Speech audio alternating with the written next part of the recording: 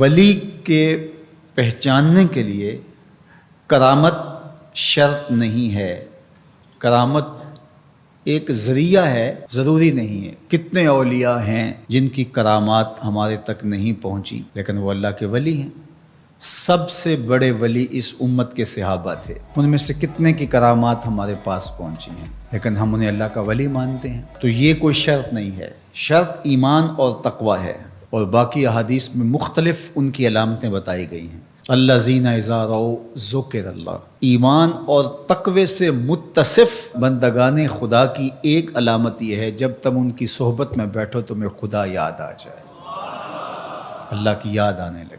تو کرامت معیار ولایت نہیں ہے اور شرط ولایت بھی نہیں ہے۔ تھوک کے حساب سے مارکیٹ میں بہت سارے لوگوں کی جعلی کرامات موجود ہیں، تو اولیاء کے لیے ہم عقیدت اور محبت کے جذبات رکھتے ہیں تو پھر مارکیٹ میں 2 نمبر بھی اس کا آئے گا۔ اور ہمیں پتہ ہے غذائی اجناس سے لے کر کے ادویات تک اور دیگر ضروریات زندگی تک کہ اصل کیا ہے اور نقل کیا ہے، تو ہمیں اس میں بھی غور و فکر کرنا چاہیے کہ اصل کیا ہے اور نقل کیا ہے، نہ یہ کہ ہم چند بدطینت لوگوں کی وجہ سے حقیقت کا انکار کر دیں۔ تو آج بھی کچھ لوگ ہیں جو کہتے ہیں جی چھوڑو، ہم نہیں مانتے کرامتوں شرامتوں کو، اس طرح کے لفظ بولتے ہیں، جبکہ کرامت کا من حیث الکرامت انکار کفر ہے۔ اگر کوئی کہے میں کرامت کو ہی نہیں مانتا تو یہ کفر ہے۔ وہ کرامتیں جن کا بیان قرآن مجید میں موجود ہے، جس طرح آصف بن برخیہ کا تخت بلقیس لانا، حضرت مریم سلام اللہ علیہا کے حجرے میں بے موسم پھلوں کا آنا، اصحاب کہف کا 300 سے زائد سال کا عرصہ سوئے رہنا کھائے پیے بغیر، اور رب ان کی کروٹیں بھی بدلتا رہا، یہ قرآن میں مذکور ہے۔ تو اس کا انکار بھی کفر ہے، قرآن کا انکار لازم آتا ہے۔ اگر کسی کرامت کا بیان حدیث متواتر میں ہو تو اس کا انکار بھی کفر ہے، لیکن ایسی کوئی کرامت نہیں جس کا ذکر حدیث متواتر میں ہو۔ البتہ احادیث مشہورہ اور احادیث احاد میں کرامات کا بیان موجود ہے، تو ان کا انکار بھی گمراہی ہے۔ جس طرح وہ 3 لوگ جو غار میں پھنس گئے تھے، انہوں نے پھر دعائیں کی اور پتھر ہٹا۔ جریج کا واقعہ موجود ہے، صحابہ کی کرامات موجود ہیں، حضرت عمر کے رکے سے دریائے نیل کا چلنا، اس طرح جو مسلمہ بزرگ ہیں ان کی کرامات کا انکار کرنا محرومی ہے۔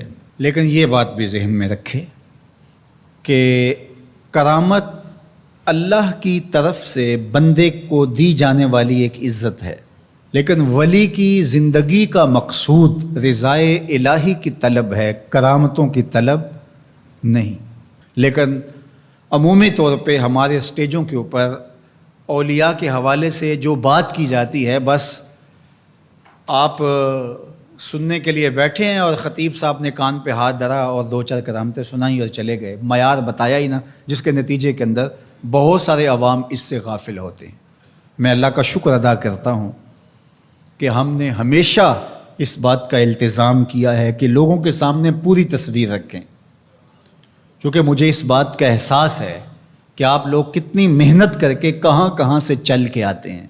پورے پاکستان میں بلکہ پوری دنیا میں ہم جہاں گئے ہیں، ہمارے سامنے جو لوگ آ کے بیٹھتے ہیں زیادہ تر طبقہ باشعور لوگوں کا ہوتا ہے، تو پھر ہماری ذمہ داریاں اور زیادہ بڑھ جاتی ہیں کہ ہم جو ہے وہ ان کے سامنے وہ بات کریں جو بات کرنی چاہیے۔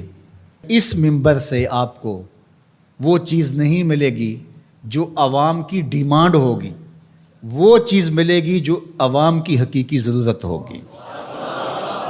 اس پر میں بھی اللہ کا شکر ادا کرتا ہوں، اس پر آپ کو بھی اللہ کا شکر ادا کرنا چاہیے، اور نہ یہ کہ کچھ 2 نمبر لوگوں کے رد عمل میں ہم حقیقت کا انکار کر دیں، جس طرح معتزلہ کر رہے ہیں، اور ایک طبقہ وہ ہے جو رتب و یابس کو قبول کر رہا ہے، اور آپ نے ایسے شخص، ایسے لوگ کہ جو اچھے انسان بھی نہیں ہیں، لوگوں کو دیکھا ہے کہ ان کو ولی مان رہے ہیں اور ان سے اپنی حاجتیں طلب کر رہے ہیں، ان کو ہادی مان رہے ہیں، مرشد مان رہے ہیں۔ وہ شخص جو خود آشنا بھی نہیں ہے، وہ تمہیں منزل آشنا کیسے کرے گا؟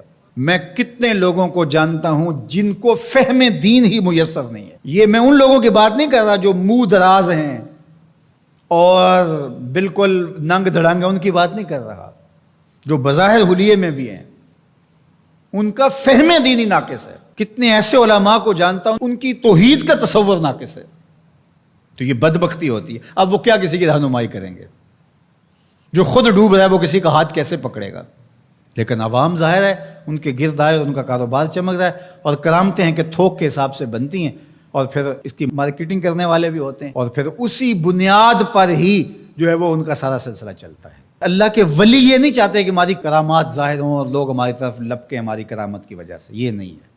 الکرامات حیض الرجال، جس طرح عورتیں ایام مخصوصہ کو چھپاتی ہیں، اللہ کے ولی بھی چھپاتے ہیں. وہ نہیں چاہتے کہ ہم اس حوالے سے جو ہے وہ پہچانے جائیں.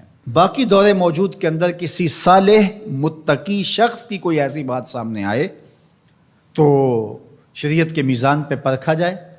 اگر وہ شریعت سے متصادم نہیں ہے تو مان لینے میں کوئی حرج نہیں ہے. لیکن اگر کسی کی سمجھ میں نہیں بھی آتا تو فرق نہیں پڑتا. لیکن کسی ولی سے کوئی دشمنی نہ رکھے. جو کسی ولی سے دشمنی رکھے تو اللہ فرماتا اس کا میرے ساتھ اعلان جنگ ہے، تو وہ پھر شخص محروم کر دیا جاتا ہے.